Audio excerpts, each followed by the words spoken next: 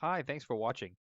In this video, I'm going to show you how you can get your website listed on the first page of Google search results, the search volume and traffic that these top sites are getting, along with the amount of new leads that would be coming directly into your business.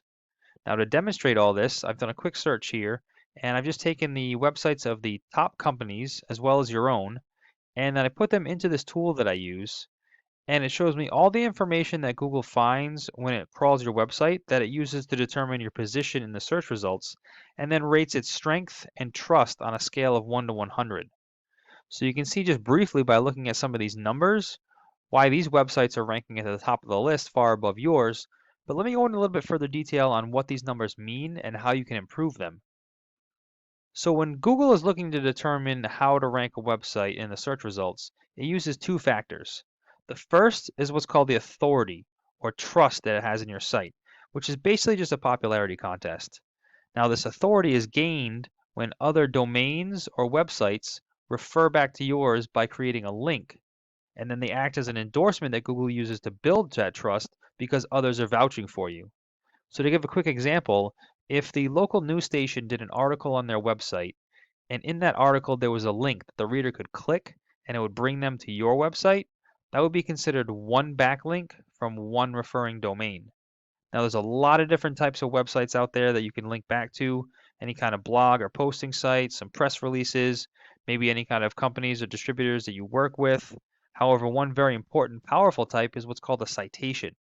Now, a citation is any time that your name, address, and phone number are listed in an online directory.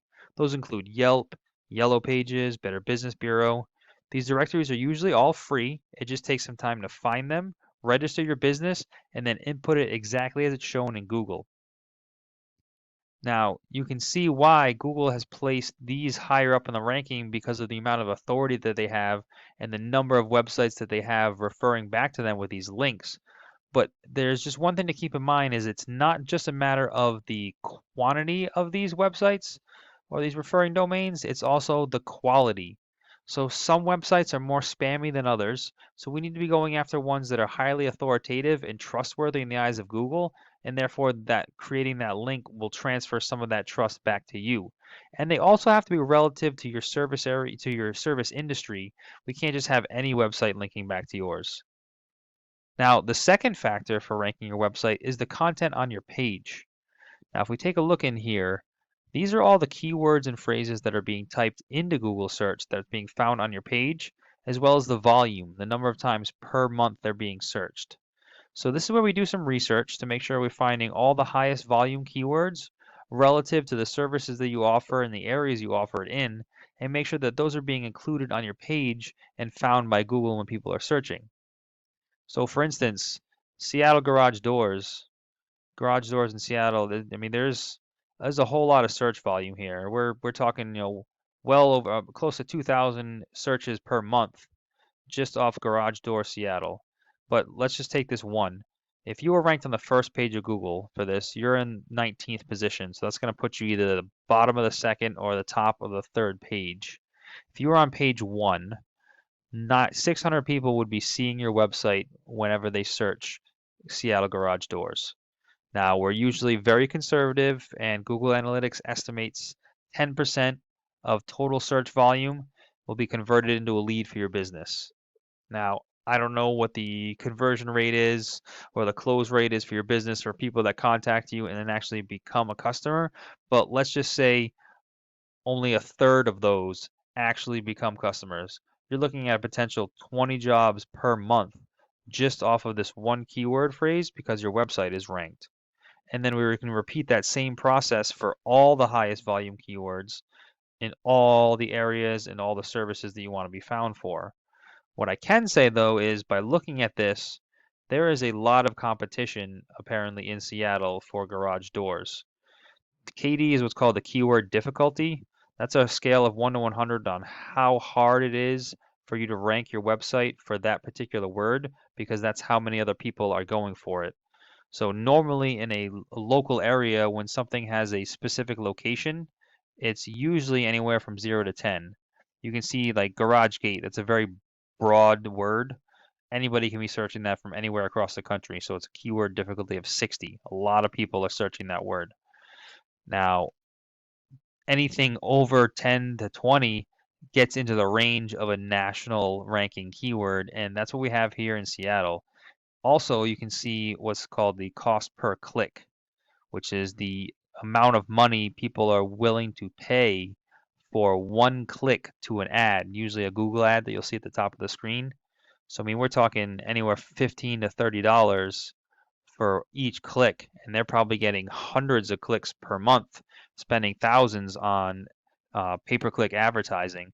So there's definitely some competition here in the area. However, that would explain why we have nationally franchised companies in the area competing. Now, as far as finding these keywords on your site, there's a formula that Google uses. If you take a look in here, the layout of the site is looking good. We've got all the information right at the top that people can easily access. We got to click the call button so it's optimized for one click.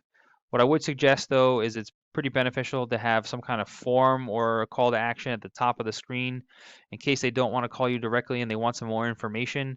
They can input their email address. I did notice, I believe down at the bottom, yes, there is a button down here. I probably recommend trying to move that more to the top. Like I said, especially in mobile format, which most people are using nowadays, it can be right on their first screen so they can hit either the call button or request information. However, as far as Google is concerned, it doesn't care about the layout. It's just going to come and count all the words and text on the page. It's basically looking for a minimum of about 1,500 words because it assumes that the more information you have on the page, the more of an expert you are, and then the more likely it is to recommend you in relevant search results. Now, while it's counting the words, it's also searching for all those keywords. And the reason why the number of words really comes into play here is because you're only allowed to have one of those keywords for every 150 words of text on the page. So the more services or locations you want to be found for in search means the more content on the page that you have to add in order to qualify for it. Now, as far as what the search results are going to look like, whenever anybody is searching, the first thing that's going to come up is this map pack. So this is a pretty important area to try to get into. What we need to do is optimize your Google Business Profile, which is part of the Maps app now, so that you can do it right from a smartphone. You want to fill out as much information in here as possible, including the services you offer, the areas of operation, even the hours. And then on your 750 character limit that you're allowed for your business description, we can add some keywords in there. Also, we want to be geolocating and tagging photos from inside your service area, uploading those as well as posts on the profile on a regular basis. Try to collect as many reviews, and then you want to get as many of those citations, your name, address, and phone number. You want to be listed in more directories than anybody else on this list. Underneath that, this is what we call the organic search results.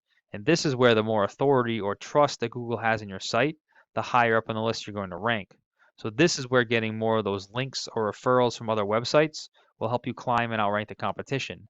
Then once your website is ranked at the top, you'll be getting all that search volume and those leads coming directly to your business. So I hope this information was helpful and it shows you how you can scale some of your online presence to get some more leads coming in. Please feel free to reach out if you have any questions or if you'd like to go into any further detail. Also, we could talk about some of your goals for the business and then do some research to find out exactly what it would take for you to reach those. I appreciate your time and look forward to speaking with you.